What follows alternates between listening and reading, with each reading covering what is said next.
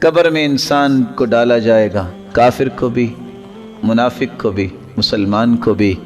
پہلا سوال ہوگا ما ربک، ما دینک، من نبیک۔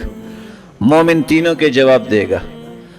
فرشتے پوچھیں گے آپ کو جواب کیسے آئے، تو وہاں جواب ہی میں آپ کو پیش کرنا چاہتا ہوں۔ وہ کہے گا قرأت القرآن، میں نے قرآن پڑھا، وعملت بما فی، میں نے اس کے مطابق عمل کیا، وصدقتہ، میں نے اس کی تصدیق کی، تو اللہ نے مجھے جواب سکھا دیا۔ اتنی بات ہوتی ہے، آسمان سے آواز آتی ہے ان صدق عبدی، میرے بندے نے سچ کہا ہے۔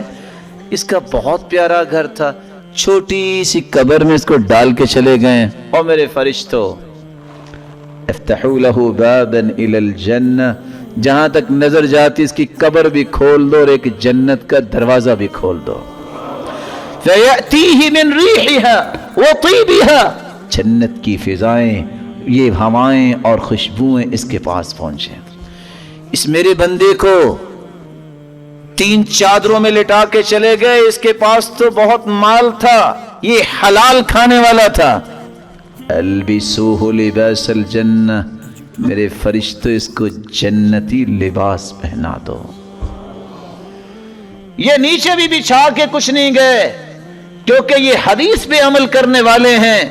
نیچے بچھانے کے بارے میں کوئی حدیث نہیں ہے سوائے اللہ کے رسول کے، کسی کے نیچے کچھ نہیں بچھایا گیا۔ وہ چٹائی اس لیے بچھائی گئی کہ یہ اللہ کے رسول اس پہ بیٹھا کرتے تھے، یہ کوئی اور بیٹھے گا تو یہ ٹھیک نہیں ہے، اس لیے یہ کچی زمین پہ لٹا کے گئے ہیں۔ پختہ قبر بنانے کے بھی انہوں نے حدیث پڑھی ہے کہ ناجائز ہے۔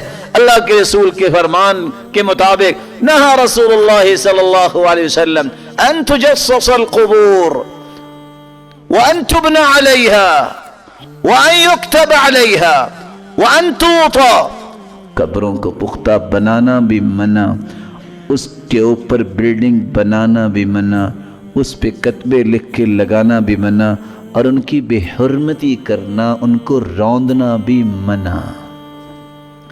میرے فرشتوں افرشوا لہ فراش الجنہ، کچی زمین پہ لیٹا نہیں، جلدی سے اس کے نیچے جنت کے بچھونے بچھا